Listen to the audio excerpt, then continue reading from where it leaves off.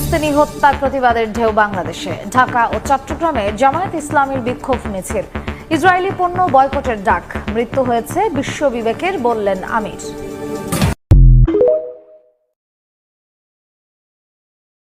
ফিলিস্তিনের মতো বিদ্যমান বাস্তবতা কেবল আরব কিংবা মুসলমানদের জন্যই উদ্বেগজনক নয়, বরং তা সমগ্র মানব জাতির জন্যই উদ্বেগের বিষয়।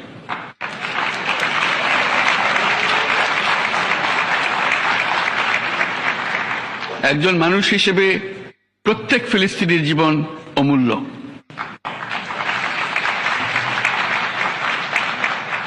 ফিলিস্তিনের জনগণের বিরুদ্ধে যে মানবতা বিরোধী অপরাধ হচ্ছে তার জন্য সংশ্লিষ্ট সকলকে দায়বদ্ধ করতে হবে।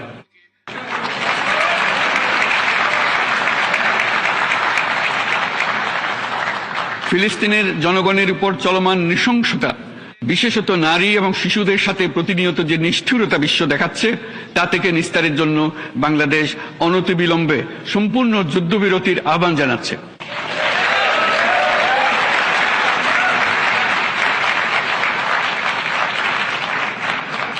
দ্বিরাষ্ট্রভিত্তিক সমাধানেই মধ্যপ্রাচ্যে টেকসই শান্তি আনতে পারবে। তাই জাতিসংঘ সহ আন্তর্জাতিক সম্প্রদায়ের সকলকে এর বাস্তবায়নের জন্য এখনই উদ্যোগ নিতে আহ্বান জানাচ্ছি।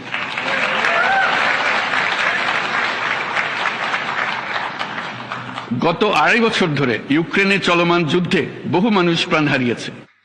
এই যুদ্ধের প্রভাব সর্বব্যাপী, এমনকি বাংলাদেশের অর্থনীতিতেও এর নেতিবাচক প্রভাব আমরা অনুভব করছি।